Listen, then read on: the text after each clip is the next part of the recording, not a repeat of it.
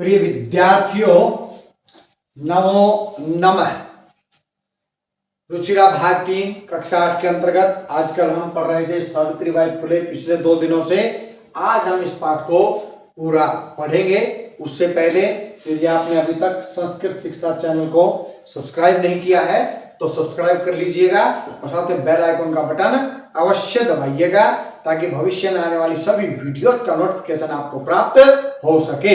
इसी के साथ वीडियो को लाइक कीजिए, हाइप कीजिए और शेयर भी अवश्य कीजिएगा। तो चलिए चलते हैं आज के इस पाठ को पूरा करने के लिए। पाठ का नाम है सावित्रीबाई फुले। सावित्रीबाई फुले आज पाठ पूरा पढ़ेंगे। कल तक हमने 2 बार पाठ पढ़ लिया है, आज पाठ पूरा करेंगे। महिला सेवा मंडल शिशु हत्या प्रतिबंधक गृह, ये जैसे लिखा हुआ ऐसे लिखना है, ऊपर ये नोटेड कोमा भी लगाने हैं, ठीक है। तो महिला सेवा मंडल शिशु हत्या प्रतिबंधक गृह इत्यादि नाम इत्यादि संस्थाओं की स्थापना में फुले दंपत्यों फुले पति पत्नी का अवदानम योगदान महत्वपूर्ण है। तो ये 2 संस्थाओं के नाम है। इन दोनों संस्थाओं के स्थापना में फुले दंपत्ति यानी कि पति पत्नी का जो सहयोग है वो महत्वपूर्ण है। तो चलिए फिर देखते हैं। महिला सेवा मंडल शिशु हत्या प्रतिबंधक गृह लिखेंगे, मैं नहीं लगाएंगे हिंदी में। महिला सेवा मंडल शिशु हत्या प्रतिबंधक गृह इत्यादि संस्थाओं की स्थापना में फुले पति पत्नी का महत्वपूर्ण योगदान है। सत्यशोधक मंडल की गतिविधियों में अपि मैंने भी सावित्री अतीव बहुत ही सक्रिय थी। सत्यशोधक मंडल की गतिविधियों में भी सावित्री अत्यधिक सक्रिय थी। अस्य मंडलस्य इस मंडल का उद्देश्य उत्पीड़िता नाम सताए हुए समुदायों को स्व अधिकारान प्रति अपने अधिकारों के प्रति जागृत करना था। इस मंडल का उद्देश्य सताए हुए समुदाय के लोगों को अपने अधिकार के प्रति जागृत करने का था। सावित्री अनेक संस्थाओं का प्रशासन कौशलेन कुशलता से चलाती थी। सावित्री अनेक संस्थाओं का प्रशासन कुशलता से चलाती थी। दुर्भिक्ष काले अकाल के समय, प्लेग काले च और प्लेग के समय, प्लेग बीमारी का नाम है एक जो बुरी बीमारी है। अकाल के समय और प्लेग के समय सा वह पीड़ित लोगों का अश्रांतम बिना थके च और अविरतम बिना रुके सेवाम अकरोत सेवा की। सा उसने अकाल के समय और प्लेग के समय में दुखी लोगों के बिना थके लगातार सेवा की। सहायता सामग्री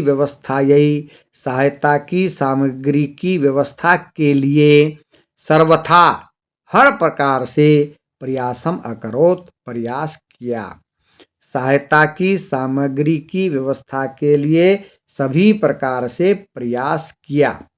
महारोग प्रसार काले महारोग के फैलने के समय सेवा में लगी हुई वह स्वयं खुद असाध्य रोग से ग्रसित होकर 1897 ईस्वी में निधनम गता मृत्यु को प्राप्त हो गई। चलिए इस पैरे एक बार फिर देखते हैं। सावित्री ने अनेक संस्थाओं का प्रशासन कुशलता से चलाया। अकाल के समय में और प्लेग के समय में उसने दुखी लोगों का बिना थके हुए लगातार सेवा की, सहायता की सामग्री की व्यवस्था के लिए सभी प्रकार से प्रयास किया। महारोग के फैलने के समय में सेवा में लगी हुई वह स्वयं असाध्य रोग से, असाध्य रोग जिसका कोई इलाज न हो उसे कहते हैं असाध्य रोग।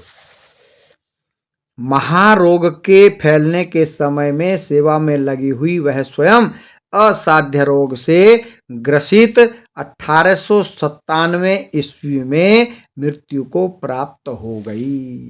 1897 में लोगों की सेवा करते करते असाध्य रोग से पीड़ित होकर के मृत्यु को प्राप्त हो गई। साहित्य रचनया, साहित्य की रचना में अपि मैंने भी, साहित्य की रचना में भी सावित्री महीयते बढ़ चढ़ कर हैं। ऐसा नहीं कि वो लोगों की सेवा में लगी रही, उन्होंने साहित्य की रचना भी की। साहित्य रचनायापि, साहित्य की रचना में भी सावित्री महीयते बढ़ चढ़ कर हैं। तस्याः, उसके काव्य संकलन द्वयम, द्वयम मैंने दो, दो काव्य संकलन, दो काव्य संग्रह, काव्य फुले सुबोध रत्नाकर च, काव्य फुले और सुबोध रत्नाकर वर्तते हैं। ये ऐसे के ऐसे लिखने जैसे लिखे हुए हैं, इन्वर्टेड कोमास के साथ, काव्य फुले सुबोध रत्नाकर। उनके दो काव्य संग्रह काव्य फुले और सुबोध रत्नाकर हैं, वर्तते हैं।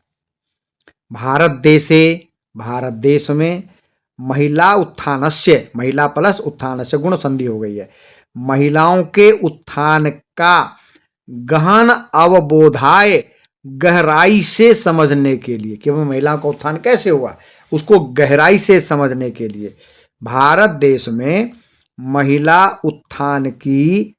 उत्थान को गहराई से समझने के लिए सावित्री महोदया का जीवन चरित्र अवश्य ही अध्येतव्यम, पढ़ा जाना चाहिए। चलिए अंतिम पैरा फिर पढ़ते हैं। साहित्य की रचना में भी सावित्री बढ़ चढ़ कर हैं।